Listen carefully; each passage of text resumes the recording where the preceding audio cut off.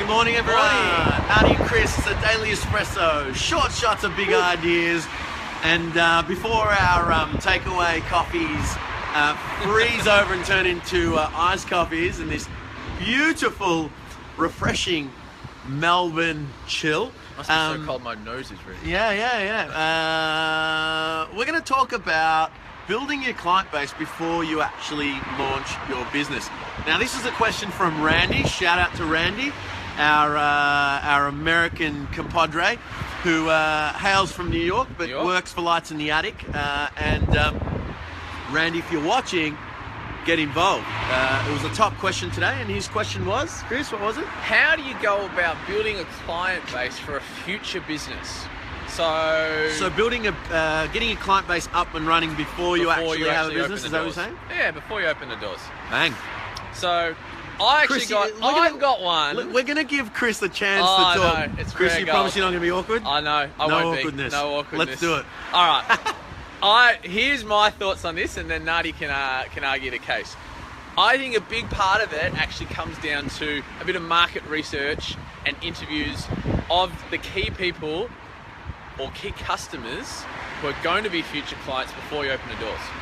So what I mean by that is actually go and have a chat to the people who you would like to hand over dollars in your business.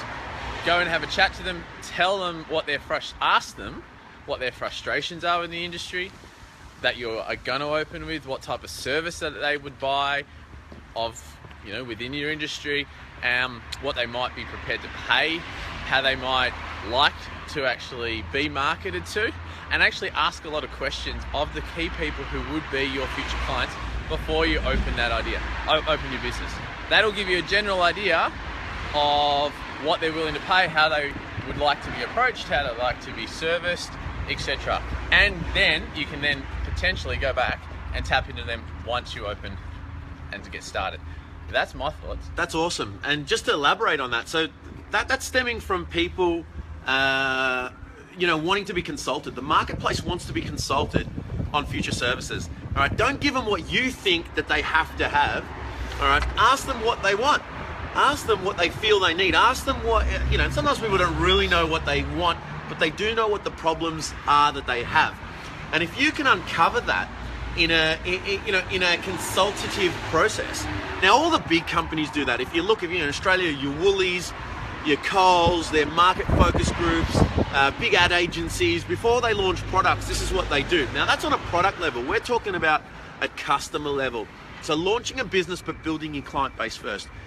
The other way of doing it, and I'm just going to put this out there, food for thought, is utilize some of the newer ways of building a business without, as I can't, fire truck goes by. No idea how someone can be caught in a fire when it's this cold.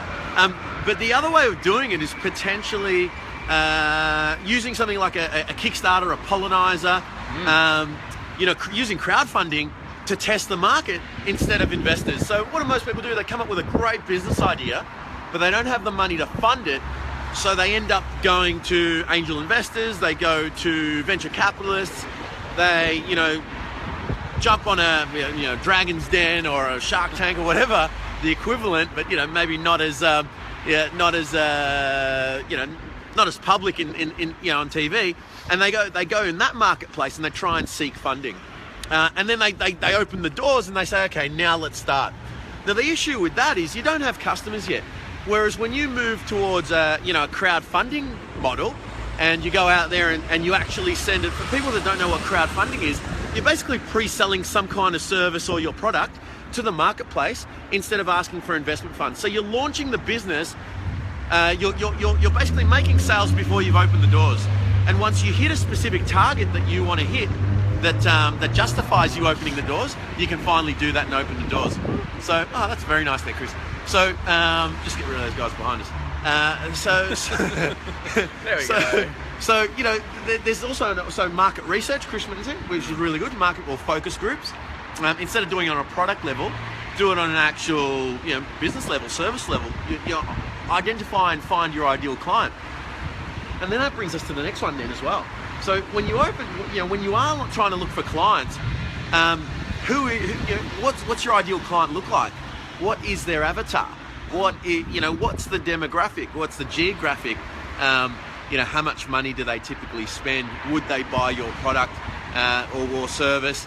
And what's the lifetime value of a potential customer or client like that? So that's going deep into things like lifetime value and acquisition costs, and then you can start putting dollar figures behind your marketing, putting dollar figures behind, well, how much is it gonna, or how much should we invest into acquiring a client or a customer prior to launching our business? How much effort, and that's not just money, it's also effort and time. How much do we invest into an acquisition of a customer before they turn into one? Because we know that once they are on board as a customer, they're going to bring on additional customers by spruiking how awesome it is what we do or what we sell or provide. And the other one is how long they're going to stay on, their lifetime value as a customer or client. Keep those things in mind. So Randy, that's our answer to your very impromptu question. Last little bit for me is a great book called Pumpkin Plan by Mike Mikowitz. Go and have a read of that. There's some great questions to ask in that, and that's a lot of what Nadi's also spoken about in regards to ideal clients as well. But people don't need to read. They've got us. They got us. This is true. Tune into the Daily Espresso. Short shots of big ideas. Chris and Nadi, we'll catch up with you again. Thanks, guys. Thanks. Bye.